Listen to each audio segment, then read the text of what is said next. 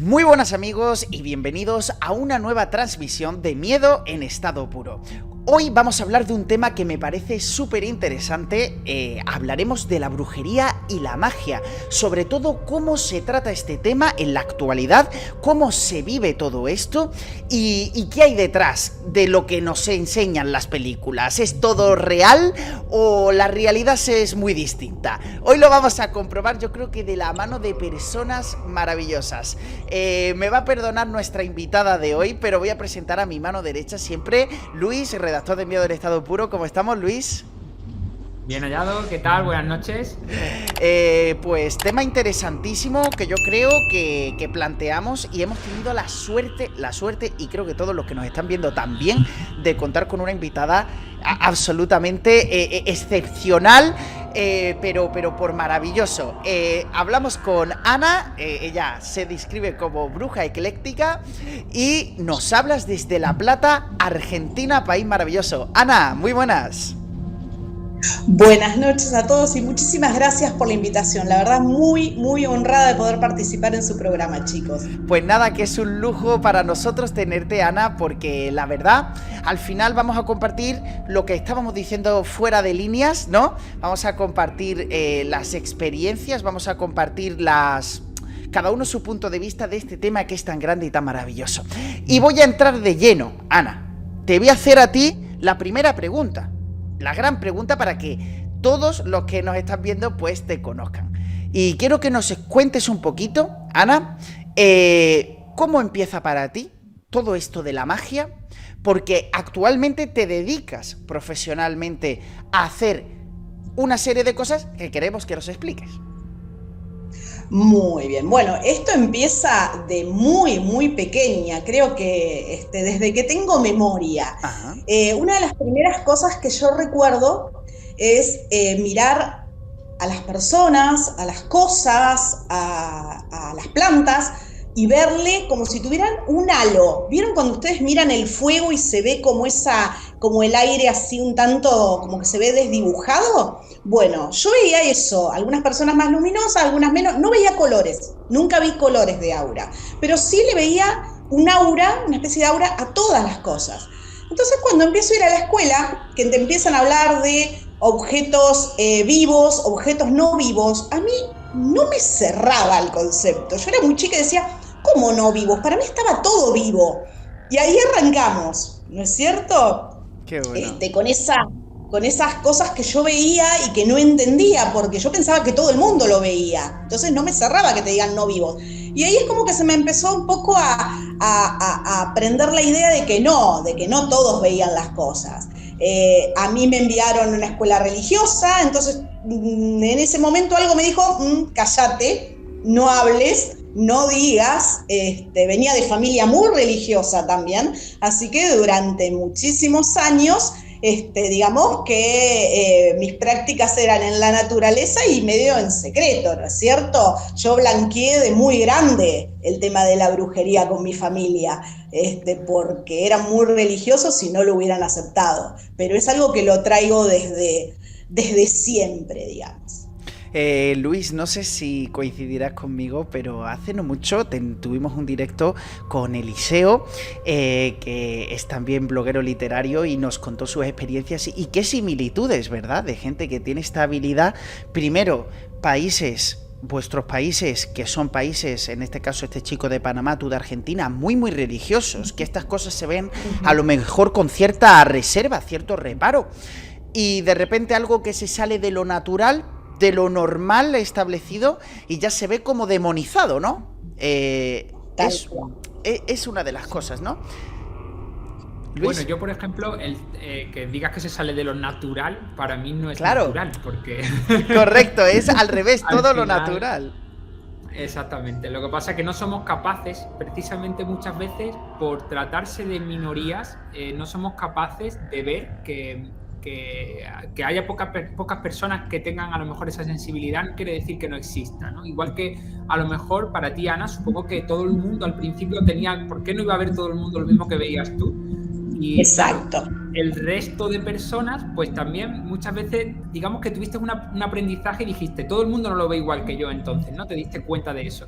Pero muchas veces lo que no somos capaces de ver, no somos capaces tampoco de entender o de darnos cuenta de que sí que hay personas que no tienen por qué ver lo mismo que nosotros. Entonces, Exacto. ese aprendizaje nunca llegamos a hacerlo. No me incluyo, por decirlo de alguna forma, no porque yo no haya aprendido a hacerlo, sino más bien porque siempre he tenido ese pensamiento antiguamente y al final, hasta que no aprendes que hay más cosas de las que puedes ver y puedes sentir, pues digamos que parece que no existe, ¿no? Claro, entonces yo, imagínense que durante muchos años esto estuvo como medio oculto, inclusive llegó una etapa de mi vida en la cual medio lo dejé de lado porque dije, no, esto voy a hacer, todo el mundo va a decir que no soy normal, entonces me voy a comportar como una persona normal. Aunque me costaba, pero digamos que fui haciendo mi vida normal, y ya de muy grande, ya casada, con hijos, todo, o sea, salvo algunas intervenciones en las cuales hacía tarot para alguna amiga o algo, yo no tuve mucho contacto con la magia. Hasta que en un acontecimiento bastante particular, que fue en una feria medieval. Qué bueno. Empecé a conocer gente que empezaban a hablar de una forma natural de lo mismo que me pasaba a mí. Qué bueno. Sí. Y empecé a conocer gente de la Wicca, que practicaba brujería, que se juntaban, que tenían sus grupitos, su tipo aquelarre, que hacían ceremonias, y me invitaron a una ceremonia y ahí es donde me di cuenta que empecé como a recordar todo eso que había sepultado. Me había olvidado decir que con los años de haberlo sepultado dejé de ver también un poco esas auras y todas esas cosas, como que me negué a verlas y no las vi más.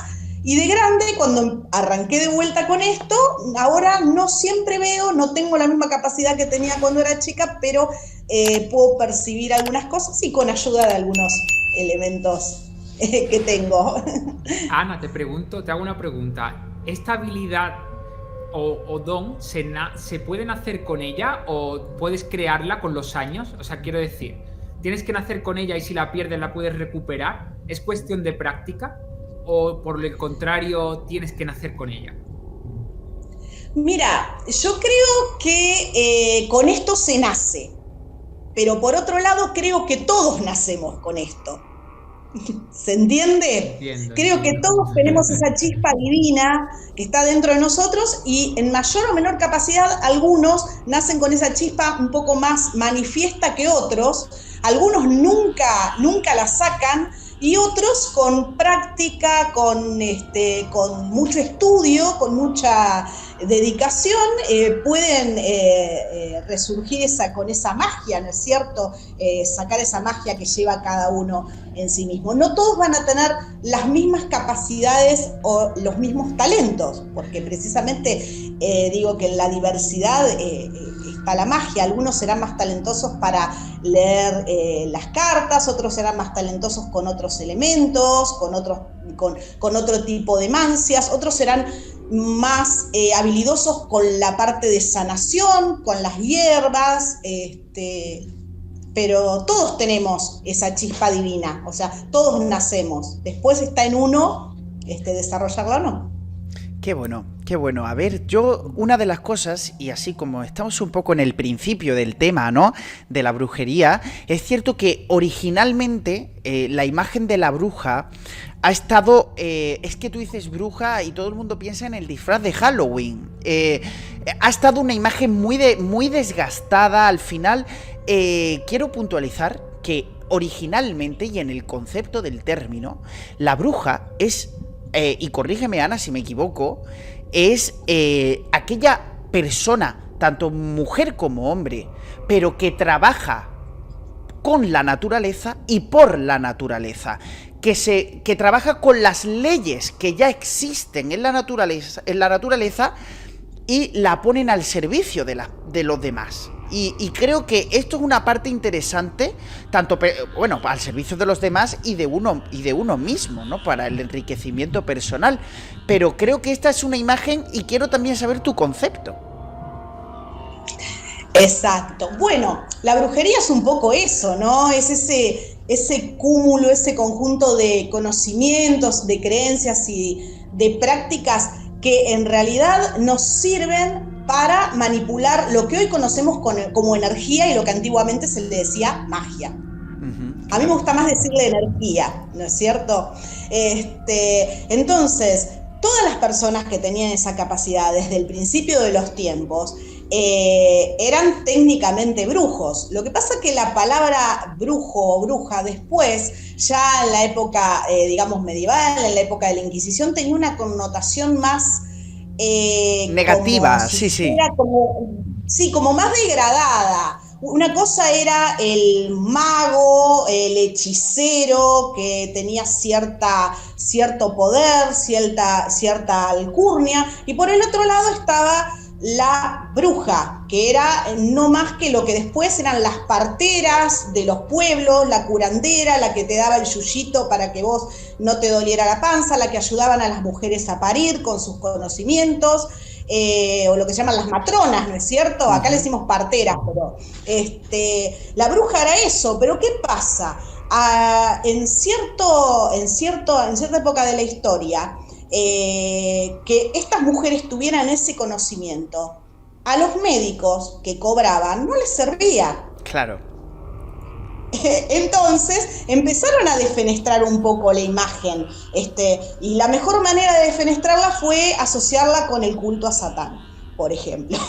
Totalmente. Es decir, que sus conocimientos provenían de la unión con el demonio, y todas esas cosas que se tejieron, que generaron luego el tema de la Inquisición, que hoy día sabemos que la Inquisición era una cuestión más política que religiosa, era una cuestión de poder, no era una cuestión de religión.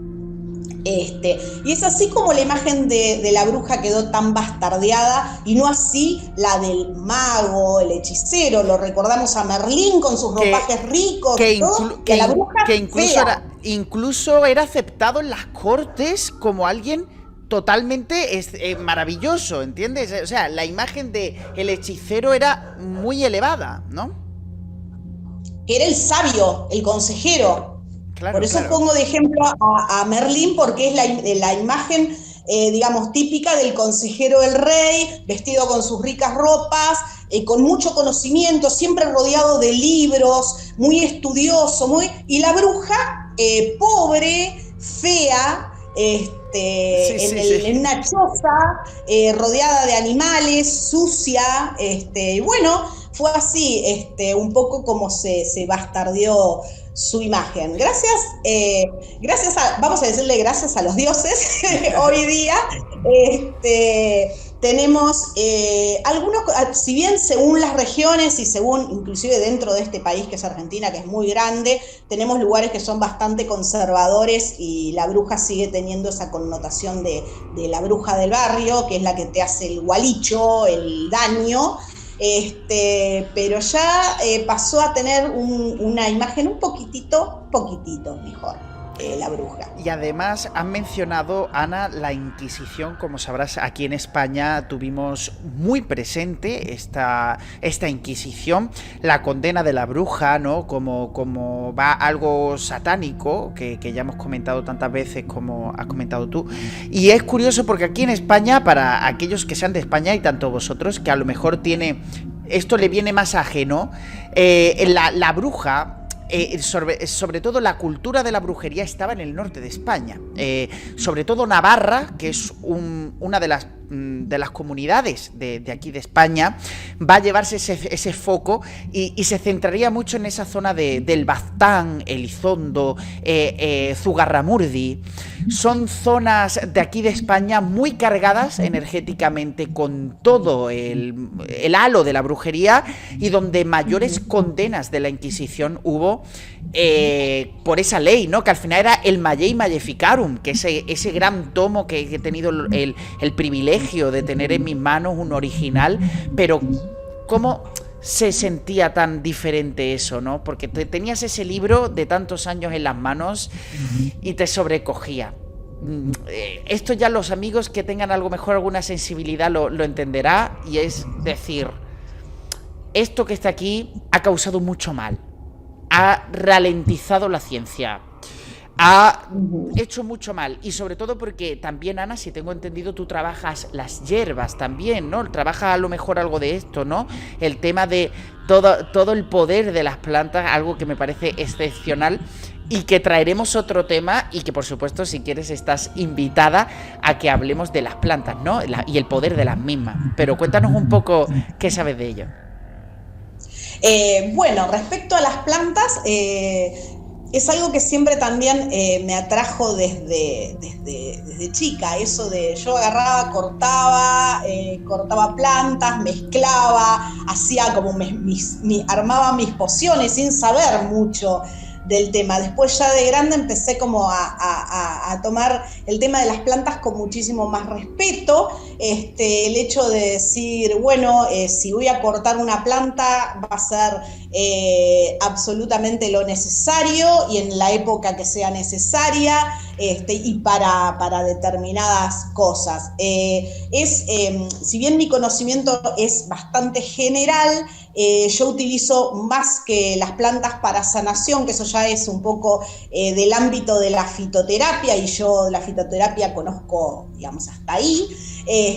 Me he dedicado por ahí más a otras cosas, pero sí utilizo más que nada la energía de las plantas para determinados rituales y para potenciar determinadas cosas. Pero sí ha sido algo que en la naturaleza, o sea, tenemos una farmacia en la naturaleza, total. Podemos sanarlo todo. Tengo mis libros de fitoterapia, cuando uno me pregunta, ¿qué puedo tomar para esto? Todo, voy a mis libritos, trato de darle una mano, de darle una alternativa, ¿no?, a la medicina tradicional, que a veces nosotros la medicina occidental es tan invasiva. Totalmente. Y va como a tapar el foco, cura el síntoma, pero no cura la causa, ¿no es cierto? Total. Y la planta va como la medicina oriental, la planta va al foco de la enfermedad y no al síntoma. Y yo, esto es una cosa que he compartido quizás en otras charlas que hemos tenido. Yo me dedico a la espagiria, que es una rama de la alquimia de las plantas, con sus destilaciones. Y una de las cosas que podemos simplemente aquí apuntar es lo que has dicho, ¿no? Tenemos una farmacia. La medicina actual alivia, pero no cura. Y como decía Paracelso decía: la dosis hace el veneno, pero también hace la medicina. Y hoy en día lo que nos dan son simples paliativos. Bueno, Luis, no sé qué piensas de todo esto. Pues a mí me surge una duda porque, bueno, yo creo que sería muy curioso si nos contaras, Ana, qué es, digamos, lo más relevante que puede realizarse, qué curación se puede hacer, que hayas hecho, alguna curación reseñable que hayas hecho con este tipo de plantas, y bueno, para que conozcamos un poco cuál es ese poder que tienen y a dónde nos llega, por ejemplo, la medicina. Bien, no voy a dar recetas ni nada para no generar de cosa rara, pero porque muchas veces también depende de la persona, del peso, depende de muchísimas cosas. Pero, por ejemplo, hay hierbas que son muy buenas para los casos de hipertensión, que simplemente preparando una tintura de determinada planta podemos ayudar a una persona que inclusive la medicación no le funciona. Y podemos no solo bajarle la presión, sino mantenérsela en niveles saludables. También podemos trabajar con las litiasis de vesícula, aunque los médicos digan que no se puede, que las piedras de la vesícula hay que operar, que la vesícula se hace piedras, hay que operarla, porque acá enseguida cuchillo. Hay mezclas de hierbas que pueden lograr disolver esas piedras. Se puede. Para todo lo que son las enfermedades femeninas, las hierbas son también muy buenas para un montón de dolencias. Entonces, inclusive para todas las personas que tienen, por ejemplo, las personas que tienen irregularidades menstruales y eso, con simplemente una tintura de determinada hierba o con un té de esa hierba puede mejorar el funcionamiento de su útero. Así que todo lo que se puede hacer, lo que quieran con plantas. Qué maravilla, ¿no? Yo también quería hacer un apunte, Javi, discúlpame. No. Porque sí quería preguntarte algo que me parece que, o por lo menos saber tu opinión, porque creo que es muy, muy interesante. Y es porque, como todos sabemos, hay personas que se dedican, por ejemplo, a realizar curaciones alternativas a la medicina, y que muchas veces sabemos que muchas veces produce un rechazo el recurrir a este tipo de curaciones, porque parece ser como que da la sensación de que como no está regulado, pues no hay realmente alguien o algo que te pueda respaldar en caso de personas que puedan intentar aprovecharse de este tipo de situaciones. ¿Alguna vez has tenido contacto con personas que han tenido o has conocido algún caso de personas que hayan intentado abusar de esta práctica en beneficio propio en lugar del paciente? Bien. Sí, hay un montón de casos de personas que, digamos, aprovechan quizás la desgracia del otro para su propio beneficio. No he conocido personalmente por ahí, yo porque no me dedico específicamente a la parte de fitoterapia, sí tengo otras amigas brujitas que se dedican más a la parte de herbolaria y desde por ahí, conozco una de las de la brujería y otra desde el chamanismo, que se dedican más a la parte de fitoterapia. Pero en mi caso sí he conocido gente, por ahí tengo más casos para contar, en el caso de lo que son las limpiezas, que en el caso de lo que son las curaciones. La parte de medicina, digamos. Ahí sí conozco más casos de gente que dice hacer determinada cosa y no la hace. Pero en la parte, digamos, médica y eso, yo cuando me preguntan si excede mi conocimiento, primero lo que les digo, que vayan al médico, se hagan un análisis, un chequeo completo, y después, si quieren, a partir de eso, vayan a ver a una persona que le recomiende alguna planta, alguna cosa que le ayude con su dolencia, que no va a reñir con el tratamiento si paralelamente quieren seguir con el tratamiento médico. Inclusive hay un montón de casos acá que tenemos en Latinoamérica de hierbas y de cosas, de pacientes que se han curado, de pacientes oncológicos. Lo que pasa que con el tema de los intereses que hay en las clínicas, con la aparatología y con las drogas anticancerígenas, que son bastante elevadas, todas estas personas que en algún momento han ofrecido tratamientos alternativos se han tenido o que retirar o ir del país porque han sido acusados, porque han sido encarcelados y por ahí no tenían ese poder económico para luchar contra grandes clínicas, grandes corporaciones médicas o farmacéuticas, y bueno, han tenido que dejar el camino, ¿no es cierto? Esto hay muchísimos casos acá en Argentina y imagino que en muchos lugares del mundo también. Y además quería completaros un poquito porque me ha venido a la mente, cuando lo has comentado, Ana, pacientes oncológicos que se recuperan. Hay casos maravillosos con los hongos psilocibios. Son unos tipos de hongos que normalmente todos los conocen como aquella seta mágica que se le llama como recreativa, pero nada de eso. Cuando hablamos de las plantas y los hongos, por supuesto, mágicos y curativos todos ellos, en este caso los hongos psilocibios tienen la psilocibina, que se ha demostrado y se está trabajando ahora como siendo uno de los componentes que pueden ayudar contra el tratamiento real, la cura real contra el cáncer. Y no solo eso, sino es que cuántas cosas, Ana, de nuestra medicina tradicional, la que todos confiamos, la que hemos tenido desde pequeños, todo viene del mundo vegetal, todo viene de la planta, todo viene de este mundo. Es más, del hongo venía, también del hongo venía la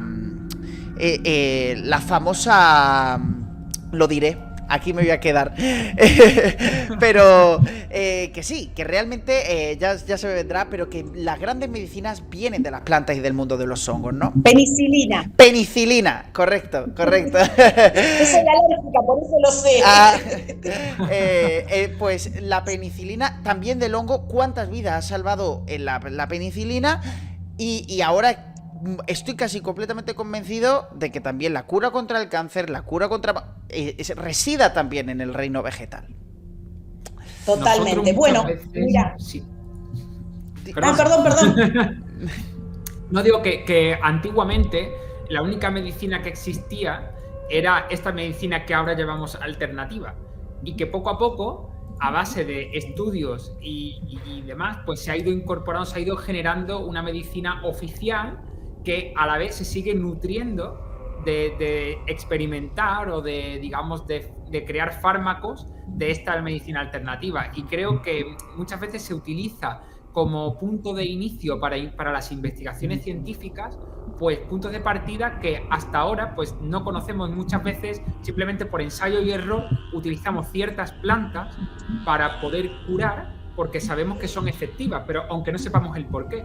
Y entonces la medicina se encarga de estudiarlo para poder luego certificarlo. Y muchas veces se ofrecen fármacos que simplemente no se apoyan en nada porque no saben muy bien por qué, pero curan ciertas cosas y se ofrecen para curar esas cosas. Entonces, ¿hasta qué punto la medicina alternativa es la medicina normal o la que conocemos que están en las farmacias, ¿no? ¿Dónde está la línea intermedia? ¿Qué separa una de otra? Muchas veces yo creo que esa línea es muy difusa. El gobierno. Las grandes corporaciones. Resulta que la magia y la ciencia en algún momento fueron una sola cosa. Totalmente. Después se fueron haciendo caminos separados, ¿verdad? La alquimia. Es que vamos a ver, Hermes Trismegisto, el gran sabio creador de la medicina y de todo esto, luego llega Paracelso, gran alquimista, por supuesto, Paracelso.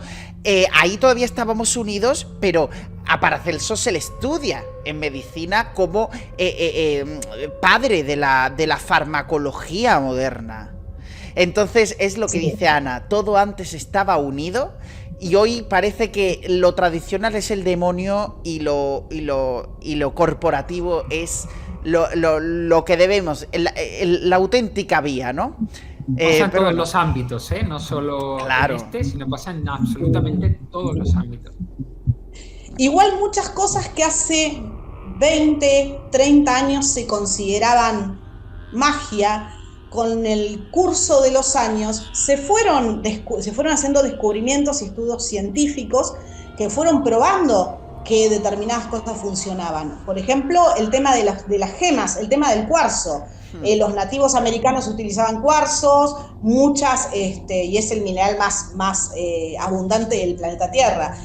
Muchas digamos, culturas lo utilizaban y bueno, decían, no, que la gemoterapia, que qué sé yo, y hoy día a través de métodos científicos se ha comprobado que el cuarzo es un gran emisor, es un gran receptor que tiene un montón de propiedades, se utiliza en un montón de cosas en la industria y bueno, y así con un montón de cosas, ¿no es cierto?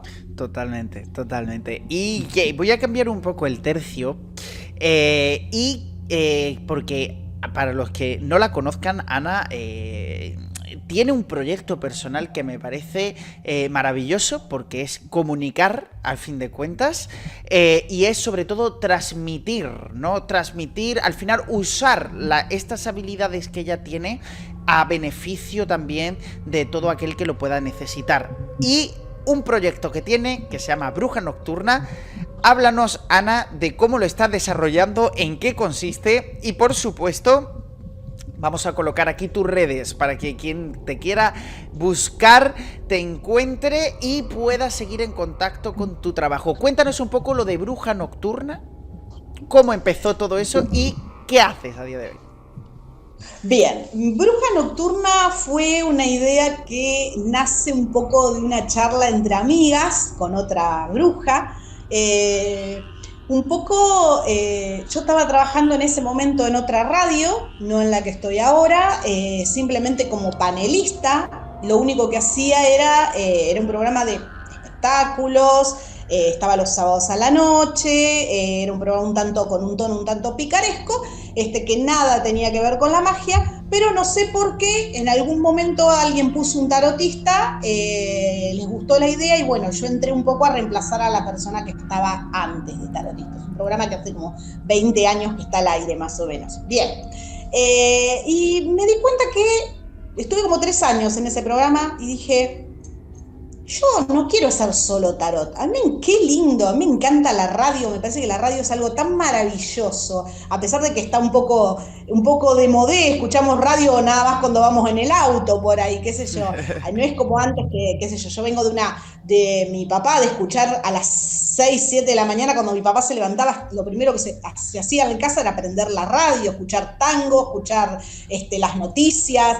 Ahora la radio no tiene tanta relevancia como la tenía antes, pero siempre me pareció un medio mágico, una manera de llegar a todas partes a través de la voz, de acompañar al que está trabajando, que puede seguir haciendo sus cosas, ¿no es cierto?, mientras escucha, y de llegar a un montón de partes. Entonces, medio con una charla de amiga dije, ay, cómo me gustaría tener un programa mío en el cual no solo hacer tarot, sino poder compartir todas estas cosas que he aprendido a lo largo de los años, todo el conocimiento que vengo juntando, y poder ayudar a la gente a hacer, qué sé yo, un hechizo de prosperidad, contar un poco sobre las plantas, contarles un poquito de cosas que tienen a mí me gusta mucho la magia de cocina, o sea, no ir al medio del campo a buscar la hierba con la flor color naranja.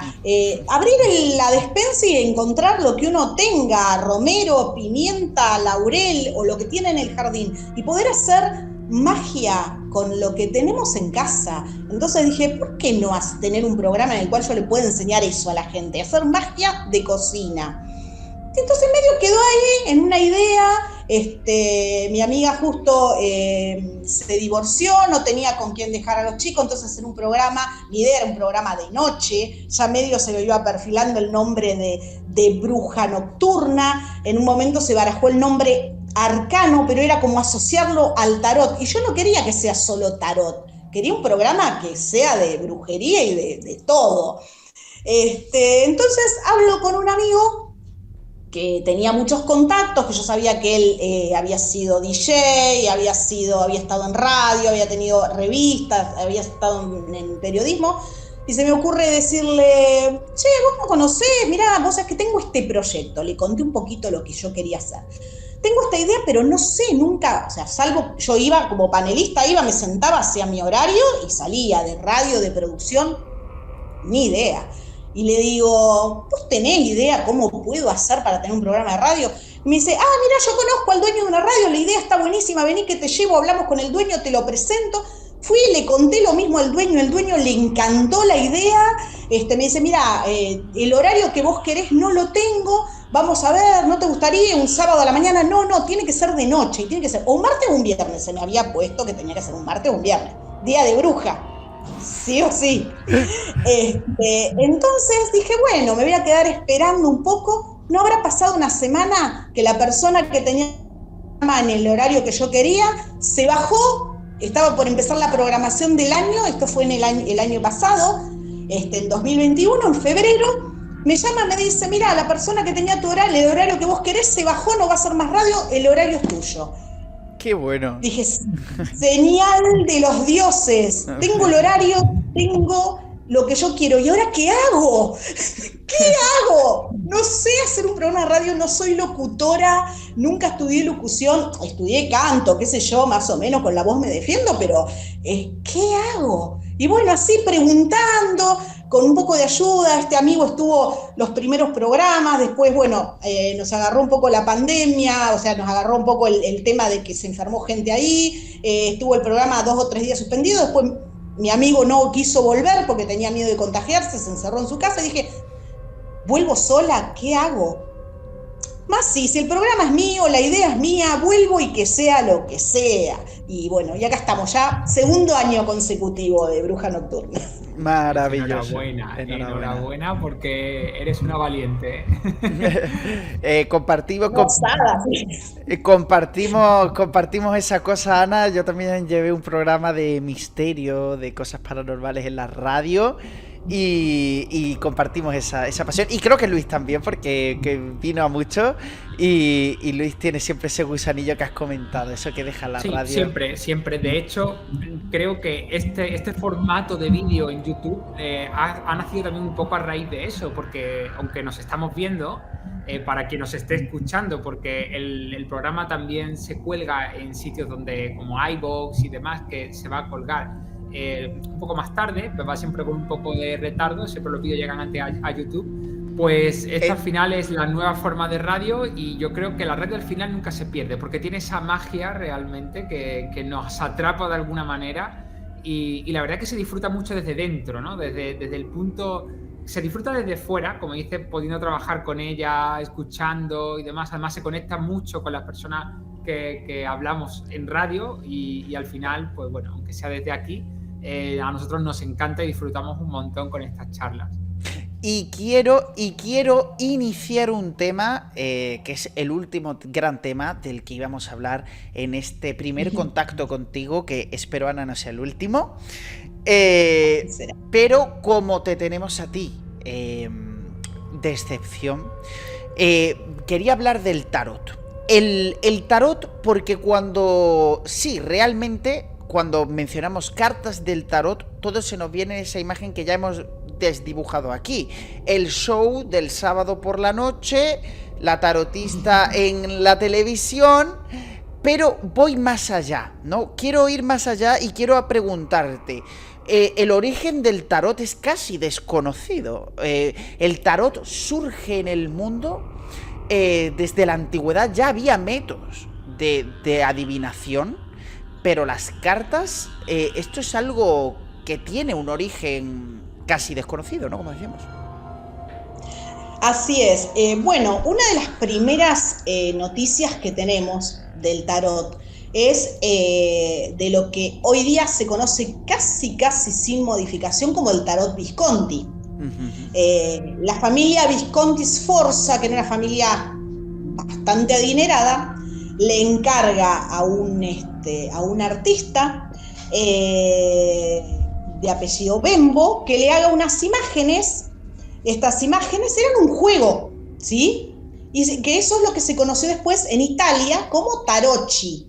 Eran imágenes como de la vida cotidiana de ese momento, eran 22 imágenes, que tenían imágenes como el Papa, bueno, la única que no pertenecía a ese contexto cotidiano era la papisa, pero esa es otra historia,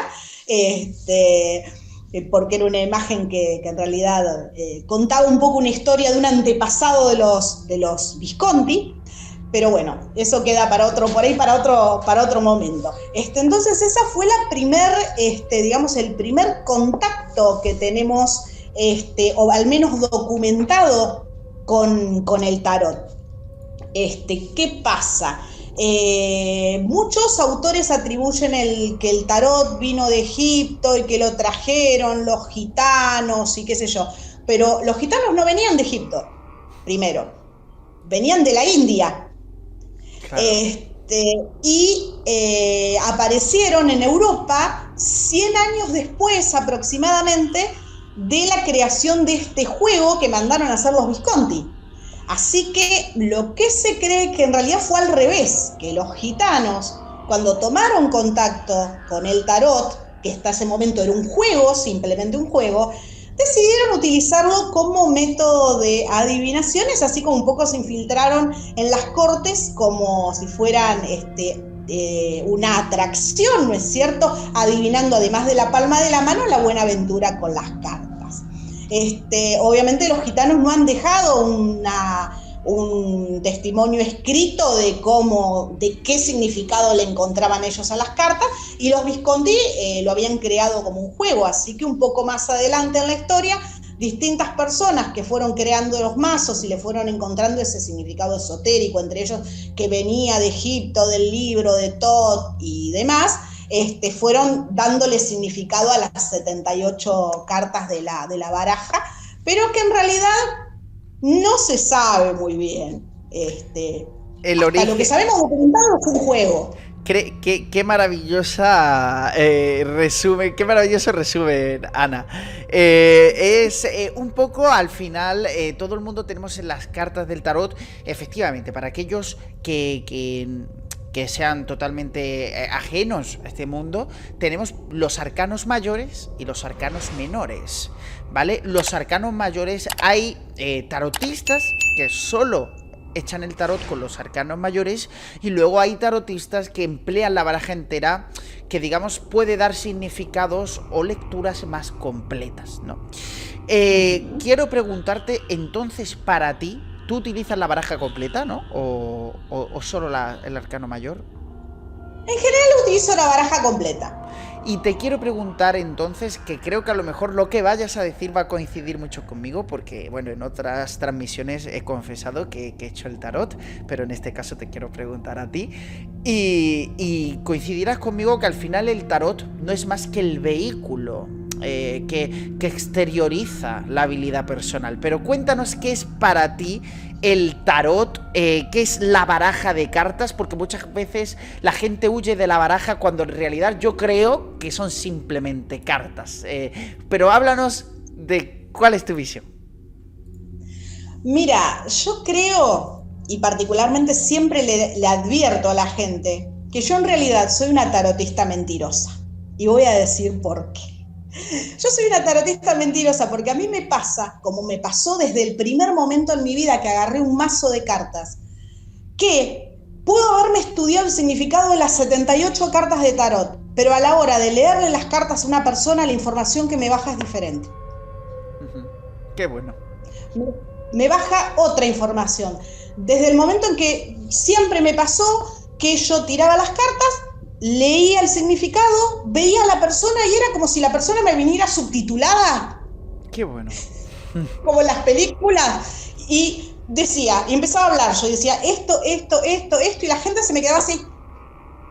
Entonces, en mi caso al menos, más allá de que hasta cierto punto siempre les digo a mis alumnos, ustedes estudien el significado de manual y todo, pero antes de estudiar el significado de manual, agarren una carta, mírenla y miren qué les dice la carta. Y si se le tiran la carta a una persona, lean a la persona, vean qué es lo que les está. Las cartas les hablan. Entonces yo creo que, como decís vos, como bien decís, la carta es el vehículo. Para mí sería lo mismo la carta de tarot, la bola de cristal o la borra del café. Sí, total. ¿Se entiende? Total, y totalmente cierto. Yo creo que al final, a ver, yo te hablo desde mi total, soy totalmente amateur a todo esto, ¿no?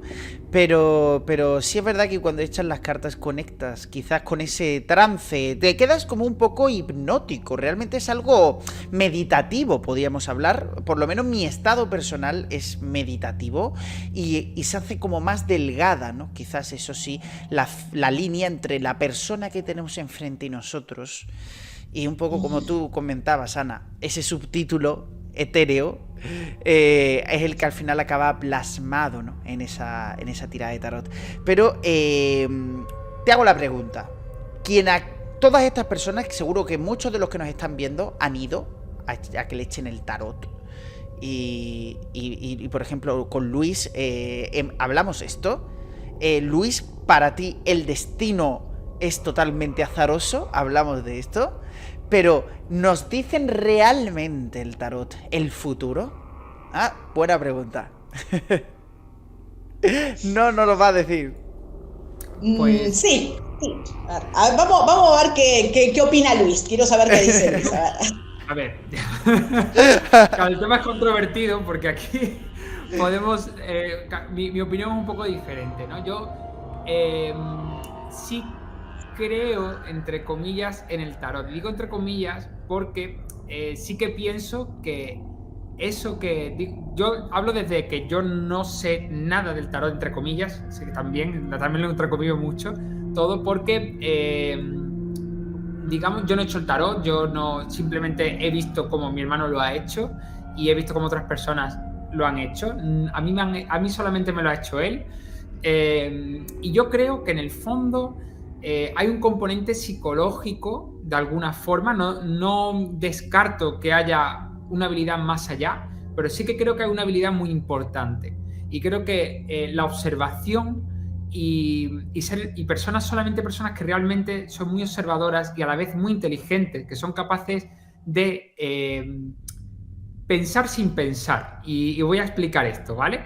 Porque creo que muchas veces se puede, tampoco quiero decir la palabra confundir, pero sí que puede ser difícil de separar, mejor dicho, algo que se pueda tener como habilidad con respecto a algo que pueda venir de lo que ves de la otra persona. Y a lo mejor puede que un conjunto de estas dos cosas o de estas dos habilidades pueda hacer una visión más completa de la persona que tienes delante. Y a lo mejor, visto desde una perspectiva más objetiva, se pueden dar datos y se pueden dar incluso predicciones sobre lo que le puede pasar a esa persona simplemente conociéndola, ¿no? O viendo un poco cómo son. Aunque no abran ni la boca. Es que yo te puedo entrar, y sé que a lo mejor Ana no lo va a hacer porque hoy es su vez primera, ya. pero yo voy a entrar un poco más cortante, porque sí es cierto, te voy a comprar varias cosas de las que has dicho, pero hay una parte y en la que yo he echado tiradas a gente totalmente ajena a mí, desconocida. Y es cierto que he dicho cosas muy concretas a personas totalmente desconocidas, que al fin de cuentas no son cosas que puedas observar de una persona que está delante a primera plana. Pero quiero escuchar a Ana, y quiero escuchar la pregunta, que no se nos olvide. ¿Te dicen las cartas el futuro? Y segundo, ¿cómo funciona esto para responder a Luis? No, el tarot no hace futurología.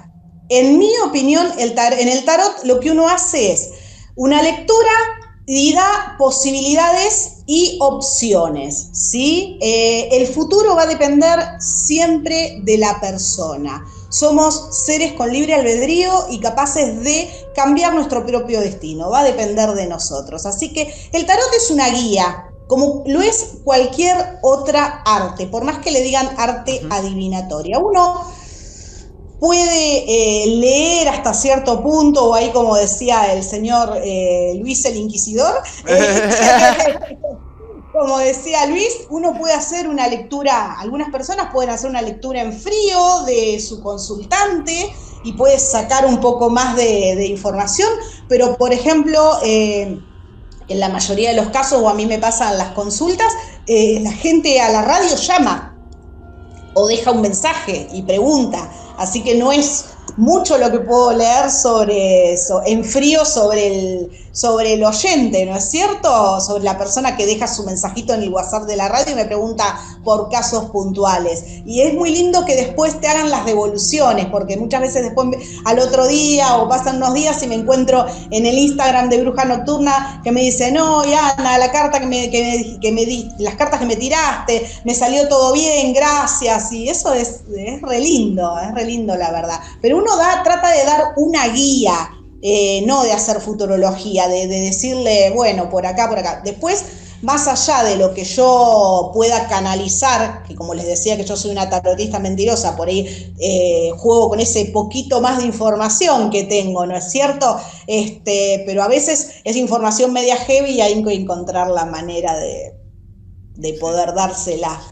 Bueno, Ana, la verdad que me sorprende muchísimo, porque yo hasta ahora, la verdad que si he creído en algún tarot o si he tenido la sensación de que pudiera ser cierto, jamás pensé que pudiera ser cierto un tarot a distancia. O sea, que lo hagas a través de una radio, la verdad que me parece algo que rompe toda lógica para mí.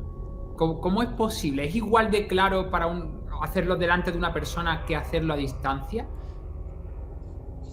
Por supuesto que sí, es más, yo tengo muchas personas desde España que me consultan, así que bueno. De España, de México, de Portugal, tengo. Y lo mismo con las limpiezas energéticas. Las limpiezas energéticas, en su mayoría, yo las hago desde mi mesa de trabajo. Si es en un domicilio, con fotos y un plano. Si es de una persona, con una foto y los datos de la persona, nombre y fecha de nacimiento, y con eso me basta. La energía no conoce de distancias ni de tiempos, y es por eso que es posible tanto la lectura como el resto de mi trabajo. Y le voy a decir a Luis, porque voy a entrar ahí en el debate, en el sentido de que, mira, te voy a comprar una parte de esto que dice Luis. Dice, no, el tarotista se fija, ¿no?, en la imagen que tiene la persona, y bueno, más o menos te hace ese esquema y luego es lo que le comenta. Creo que el tarotista tiene dos misiones, y aquí Ana me dará o me quitará la razón. Aparte de ser transmisor de, evidentemente, el significado de las cartas, lo que le venga, ¿no?, y de todo, hay otra función más del tarotista, y es una función casi más importante, que es la función del psicólogo. Creo que la parte que más se puede acercar a lo que tú has dicho, Luis, la parte de mirar la persona más así y ver cómo está esa persona, creo que más que para la parte de tarotista le va a servir a la parte psicóloga, ¿no? Para saber a esa persona, porque si conectas con la persona físicamente, lo que le vas a ver es si está más decaído, si está más alegre, menos, cómo está, y entonces vas a saber orientar tus palabras, tu consejo. Tu consejo, repetimos, casi como psicólogo. Luego tienes la parte del tarot, la parte de la percepción, que esas también se la das, ¿no? Pero creo que se dan estas dos vertientes. No sé, Ana, si vas conmigo o no. Totalmente de acuerdo. Hay muchas personas muchos consultantes que en realidad muchas veces lo que necesitan es un consejo, una ayuda en alguna situación que por ahí los desborda y que no se animan a comentar o con sus familias, o ya lo han hecho y no han encontrado por ahí esa contención. Yo tengo clientes de tarot que me han consultado por negocios inmobiliarios, por gente que ha tenido que hacer negocios importantes, y por ahí me han dicho, tengo que hacer una inversión, tal cosa, vos podés chequear cómo está la energía de tal lugar, si me conviene invertir ahí, si me conviene comprar esto, si me conviene sacar un préstamo para embarcarme en esta aventura inmobiliaria. Y bueno, yo le he dicho un poco lo que, o sea, entre lo que he visto las cartas y lo que he leído yo, e inclusive también durante las lecturas de tarot uso mi péndulo también como ayuda para muchas cosas, porque el péndulo es una herramienta con la que yo me manejo muchísimo. Y he recibido consultas de ese tipo de negocios inmobiliarios, y en las cuales no estoy leyendo a una persona, simplemente le estoy dando un consejo de algo que es totalmente material, ni siquiera algo espiritual, y después me han venido y me han dicho, sí, el negocio salió bien, salió todo bárbaro. O hace poquito me ha pasado, por ejemplo, una persona que había hecho un complejo de cabañas, y necesitaba vender una de esas cabañas para poder seguir invirtiendo en terminar las otras, y estaba ahí medio como que se le habían ido los costos, entonces no estaba segura, y me decía, necesito venderla, pero no aparece nadie, y en las cartas le salía como que estaba todo bien, como que vaya tranquila, y yo le digo, en este mes de abril va a aparecer un inversor, va a aparecer una persona y te va a comprar una cabaña. ¿A vos te parece? Sí, te digo, tranquila. Me llamó a los 2 o 3 días, apareció la persona, le compró la cabaña, pudo terminar las otras, el negocio se cerró, y hace unos días me llamó para avisarme que ya firmó el boleto, así que y salió el negocio. Maravilloso. Y además, como dato así un poco histórico, muchos presidentes de los Estados Unidos, muchos, y de la actualidad, el propio Hitler, el propio aquí en España también teníamos la figura del dictador Francisco Franco, todos estos grandes mandatarios del mundo han tenido su vidente de cabecera, que le echaba Napoleón Bonaparte, tenían su vidente de cabecera que le decía, haz esto, a lo otro. Bueno, y el caso de Napoleón casi más relevante, se me olvidaba uno importante, y no tomaban decisiones importantes sin antes consultar a su vidente de confianza, cosa que me parece alucinante, porque, claro, decimos, esto es algo anecdótico, esto a lo mejor no funciona. Oye, pues estos personajes tan relevantes tenían esa contrapartida, ¿no? Ese no sé qué piensas, Luis. Pues mira, sí, yo tengo la oportunidad de poder hablar con Ana y yo quiero exprimir un poco esta oportunidad y poder preguntarte, porque, claro, yo veo que tenéis mucha seguridad a la hora de hablar sobre el tarot y sobre las sensaciones que al fin y al cabo tenéis cuando habláis. Y yo quiero preguntarte, Ana, ¿alguna vez has dudado de ti misma? ¿Has dudado de tus capacidades? Buena pregunta. Sí, yo creo que a todos nos pasan determinadas épocas. A mí me ha pasado mucho de, no dudar de la capacidad, sino de decir, yo puedo con todo esto. O sea, tuve mi época de tener, por un lado, mi trabajo mágico y por el lado, mi trabajo normal, vamos a llamarle. Ahí es donde siempre estaba la duda, porque yo me daba cuenta de que yo tenía un trabajo normal porque dudaba de mí. Qué bueno. Y un día dije, no, era como que yo siempre digo, mis guías, como el pájaro carpintero, sabes a qué viniste, sabes lo que tenés que hacer, anímate, y bueno, un día dije, no puedo seguir dudando de mí. Ni de lo que hago, porque es real, porque todos los días tengo gente que me está mandando el mensajito para darme las gracias, porque la limpieza de la casa funcionó, porque la lectura los ayudó, y pasa. Obviamente siempre va a haber gente que no está conforme con la lectura, o gente que venga, y me ha pasado, gente que ha venido a la lectura y se ha enojado porque no le dije lo que querían escuchar. También pasa eso, y pasa, pero la gran mayoría, cuando la gran mayoría de la gente te da las gracias y vos sentís el amor que hay del otro lado, y sentís que vuelven y que te recomiendan y que uno te pasa al otro y que el otro dice voy de parte de tal, y se va haciendo toda una red, dije no, ya no puedo dudar más, listo, renuncio a mi trabajo y me dedico a la magia. Y a día de hoy te dedicas enteramente a servir con la magia. Exactamente, o eso intentamos. Qué fantasía, qué maravilla y qué trabajo tan gratificante. Pienso que al final ayudar a los demás, porque esto es lo que es realmente, ayudar a los demás, pues es maravilloso, ¿no? Es una oportunidad, un trabajo que llena espiritual y también llena a nivel laboral, ¿no? Entonces, maravilloso. Luis, ¿algunas últimas puntualizaciones? Sí, porque tengo algo que me da mucha curiosidad también, porque creo que puedo intuir la respuesta y preguntarte, Ana, tú cuando haces una tirada o cuando conectas con alguien, mejor dicho, vamos a dejar el tarot a un lado, cuando tú conectas con alguien con quien vas a ayudarlo o ayudarla, y a lo mejor esa persona ha pasado por cosas que no han sido buenas y que tú conectas con esa persona, te llevas una carga contigo, tanto en positivo como en negativo.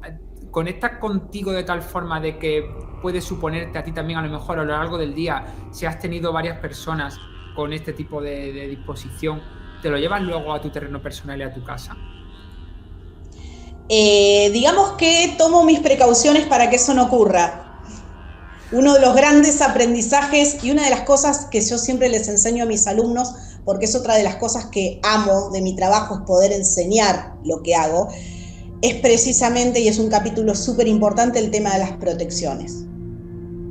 Siempre hay que protegerse, inclusive de las personas que traen energías y que no saben que las traen, no siempre es con mala intención. No podemos quedarnos cargados. Entonces, bueno, mi espacio de trabajo está protegido, yo estoy protegida, y eso es otra de las cosas que también enseño a los demás a protegerse. Tanto cuando hacen una simple lectura, que no es tan simple, a veces uno inclusive a distancia tiene que tomar sus precauciones para protegerse de las energías que están del otro lado, como para cualquier procedimiento mágico, uno tiene que tomar precauciones y se tiene que proteger. La protección es una de las cosas más importantes de la magia, y la confianza de decir a mí no me va a pasar es lo que hace que después las cosas salgan mal. Wow, qué titular. Pues chicos, qué deciros, el tarot, aquí os lo dejamos, un tema que seguro abordaremos más adelante, pero hoy hemos hablado de magia, hemos hablado de tarot, hemos hablado de brujería, hemos hablado de temas que yo creo que han llenado mucho a los que nos ven, y traeremos nuevos, Ana, porque tenemos pendiente el tema de las casas encantadas, que estás más que invitada a que participes. Tienes mucho hilo ahí que cortar. Tenemos también el tema de las plantitas mágicas, trabajos con plantas. Vamos a hablar de espagiria, vamos a hablar de esta parte tan interesante. Lo vamos a hacer, y bueno, para todos estos temas y los que vendrán, estás más que invitada. Muchísimas gracias, y por supuesto acepto la invitación para cuando gusten. Y bueno, Luis, ¿qué te ha parecido? Y ya damos así el cierre. ¿Qué te ha parecido? Pues ha sido maravilloso, de verdad, conocerte, Ana. Hemos venido prácticamente a ciegas, porque como saben, nos hemos conocido en esta entrevista, por así decirlo. Y la verdad que hemos encontrado a una persona, Javi, creo que coincides conmigo, sí, una persona fantástica. Totalmente. Y la verdad que estamos teniendo muchísima suerte, porque, como digo, ha sido prácticamente a ciegas, y hemos visto que la comunidad cada vez que tenemos es mucho más grande, nuestras miras son más grandes, y crecemos todos, ¿no? Espiritualmente. Aquí, me posiciono ahora en el lado espiritual. Todos crecemos, y te doy la razón en eso, Ana. Y aquí hice trampas, porque yo a Ana sí la observaba por Instagram, que invitamos a los amigos que la sigan, y yo ya sabía que iba a ser muy, muy interesante tenerla. Que darte las gracias, Ana. Sería poco, es infinitas las gracias por tu tiempo, por tu sabiduría y por compartir tanto. Muchísimas gracias a ustedes, y nada, gracias por invitarme, la verdad que me encantó, se hizo muy, muy amena la charla, se nos pasó volando el tiempo, y la verdad que hay tantas cosas de las que podemos hablar, que bueno, si quieren en alguna otra ocasión, seguimos. Pues no, por supuesto así será. Pues bueno, invitar a los amigos que nos ven desde Miedo en Estado Puro, que dejen su me gusta para saber que todo el contenido que aquí hacemos pues les gusta, les llena y quieren más. Por supuesto, dejen su comentario, porque estaremos pendientes, y también le transmitiremos esos comentarios a Ana para que bueno, si quiere dar su respuesta, también pueda responderos. Y por otro lado, pues qué deciros, que estáis invitados a suscribirse a Miedo en Estado Puro, porque vamos a seguir trayendo momentos y charlas, como bien dice Ana, este rato tan ameno los seguiremos trayendo para todos ustedes. Ahora sí que sí, despedimos esta emisión, pero ahora eso sí, no os vayáis muy lejos, porque volveremos dentro de muy poco. Amigos, invitados, Ana, Luis, gracias por todo el espacio, y nos vemos en la próxima. Hasta luego, chicos. Nos vemos, chao.